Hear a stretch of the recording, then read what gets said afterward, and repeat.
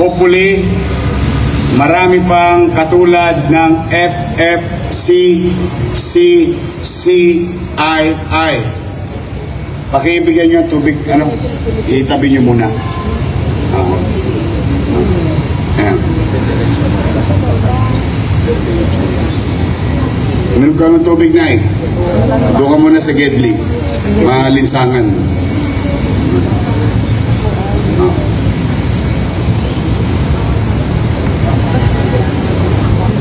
Inimatay si nanay dahil nagulat siya sa 30 NMAX. Yo, what's up, happy people? Sa mapagpalang araw, gabi, tanghali po sa ating lahat. Nako, congrats po, Yorme Isko Moreno sa City of Manila dahil mayroon pong nagbigay ng 30 unit ng NMAX Yamaha galing sa isang malaking kumpanya at 3 Hilux. Congrats ha! At mayroon pong ginang sa harapan mismo ni Yorme Isko Moreno na nag-collapse. Sino ba namang hindi mag-collapse? Sa napakaraming binigay na blessings para sa City of Manila na talagang magagamit po, especially sa mga list po natin na duty tuwing gabi, mga coach nagro-roving dyan sa City of Manila. Alam po natin na marami talagang mga tulonggis dyan sa City of Manila, ha? Talagang magkukulaps ka sa napakagandang balita. Naku po, ano naman itong ginagawa mo, Yorme Isko Moreno? Ha? Ay talagang pakinabangan, ay talagang yung taong bayan talaga mga kuys, mga guys, no? Ay yung tiwala na talaga nila. Biruin mo, inaantay pa talaga si Yorme Isko Moreno makabalik para ibigay yung 3 unit ng NMAX at 3 Hilux. So ibig sabihin wala silang tiwala nung nakarang administration. Okay? Yan po mapapanood natin sa video ito. Kaya kung bago naman po kayo sa YouTube channel, please follow, like, and share, and subscribe. So without further ado, let's begin. Sa lahat ng viewers ni Dodoy Te, ito, yun, no? Steady lang kayo dyan sa Gedli. Please continue to watch the videos and please do subscribe. Ingat kayo. God first. Morning. Director Joe Quintos, paalala mo na naman yung 320 million. Tuwing nag-mayor ako, lagi kayo may utang sa GSIS. Pero the irony of GSIS issue is that ang pinakamalungkot dyan, hindi po pera ng mayor yan. Hindi yan pera ng mamamayan. Pera yan ng empleyado. Ang nakakalungkot, pinaghirapan ninyo, pinawasan, ang trabaho ng syudad, iintrega lang. Bakit kailangan tangananan pa ng ilang individual to the point maapektuhan ang empleyado mano pa pagdating ng retirement mo. Kaya nalulungkot ako lagi na kapag yan ang nababalita. Pati pera ng empleyado, pinagtrabuhan, pinaghirapan. Simple-simple lang eh. Right? To left. Ganun lang kasimple. But rest assured, immediately, I don't know if you remember, first week pa lang ng ating pagbabalik, pinuntahan ko agad yung presidente ng GSIS para itama ang mga record at humingi ng diskwento. Opo, napakalaki po ng penalties and surcharges. But rest assured, gagawan ko ng paraan yan, huwag kayong mag-alala. Noong isang araw lang, nagpipirma ako ng congratulatory certificate. Kasi yung iba sa inyo, 42 years, 35 years, 34 years. But I make sure na kapag kayo magre-retire, you enjoy the fruits of your labor. Good morning! Good morning! Isang makulimlim na umaga sa inyong lahat. Napaka-espesyal ng umagang ito sapagkat para tayo talagang taos-puso pasalamat ko sa Diyos. Dumarami ang mga mabubuti na tumutulong sa lungsod ng Maynila. Ngayong araw na ito ay tatanggapin natin yung aking bagay familiar kayo sa word na to, solicit. Ako po ay nagsusolicit, kaluwat kanan, hanggat kaya kong tiwayin, hanggat maaari. And I'm happy to inform you, each and every one of you,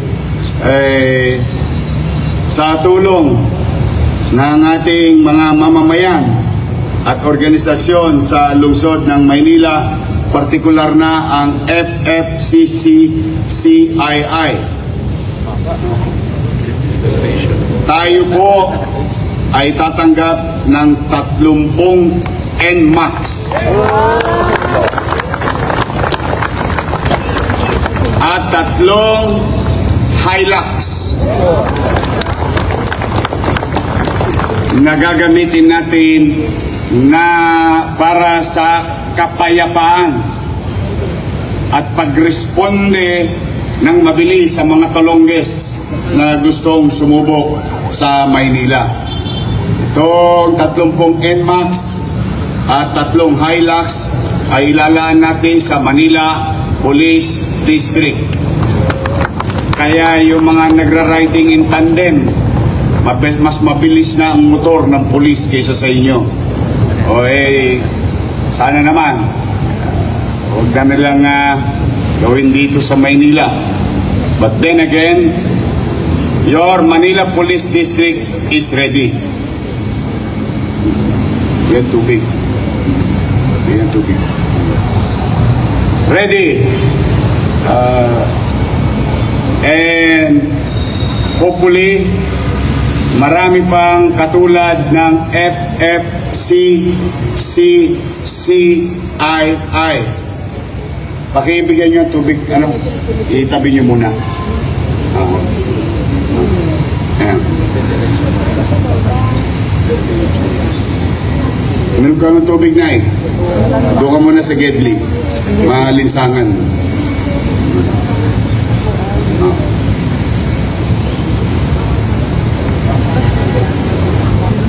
Inimatay si nanay dahil nagulat siya sa 30 NMAX.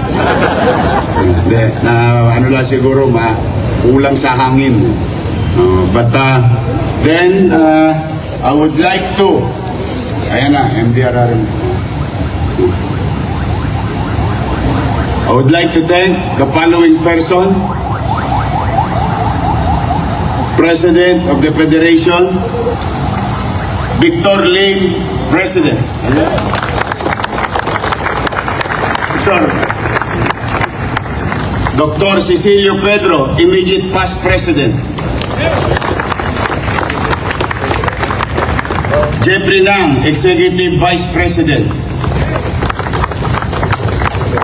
Mr. William Gosiaco, Vice President. Mr. Antonio Cosing, Vice President. Mr. Willie Limbonhay, Board Member and Treasurer. Dapat pala dito tayo tumatabi. Paldo to.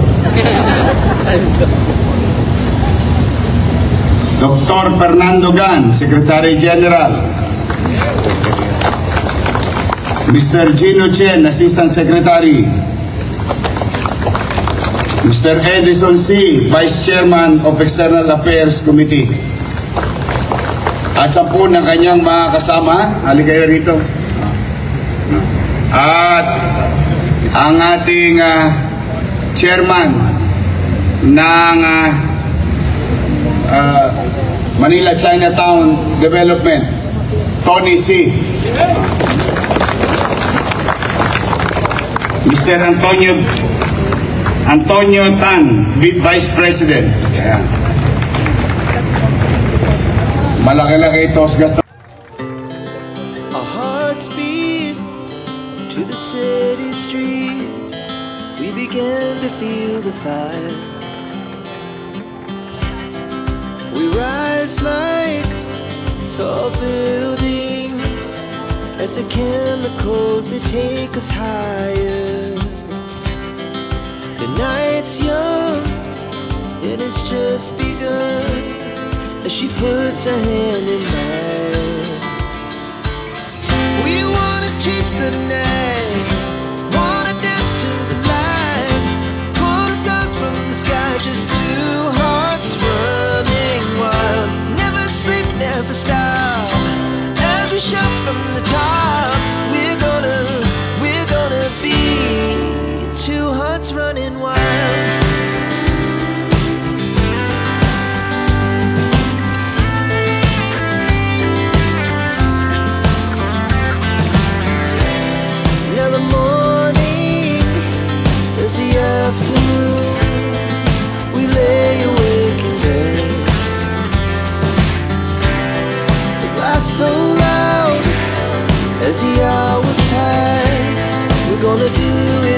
again. We wanna keep. Yun mga kuys mga guys, ay talagang ayun po. Nasa kamay na po ng City of Manila sa pamalang Manila ang 30 unit ng Inmax at 3 unit ng Hilux. Congratulations! Yorme Isko Moreno at sa maraming salamat po sa lahat ng nagbigay ng isang kumpanya na napakalaking tulong po iyon para sa City of Manila mga kuys mga guys. Yan ang leader. Yan ang leader na talagang yung taong bayan nagtitiwala mga kuys mga gayas. Alam niyo naman natin na nakaraan si Don Ramon. Ayan, si Don Ramon Bagatsing nagbigay din ng 1 milyon. At nung nakaraan pa rin, marami pong nadudunit sa City of Manila. May chinilas. Nako, na-appreciate po yan ang bawat manilinyo. Especially itong napakalaking halaga na tumakoy sa mga guys. No? 3 pirasong Hilux. Tapos 30 Inmax. Yung Hilux nasa 1.5 million siguro yun.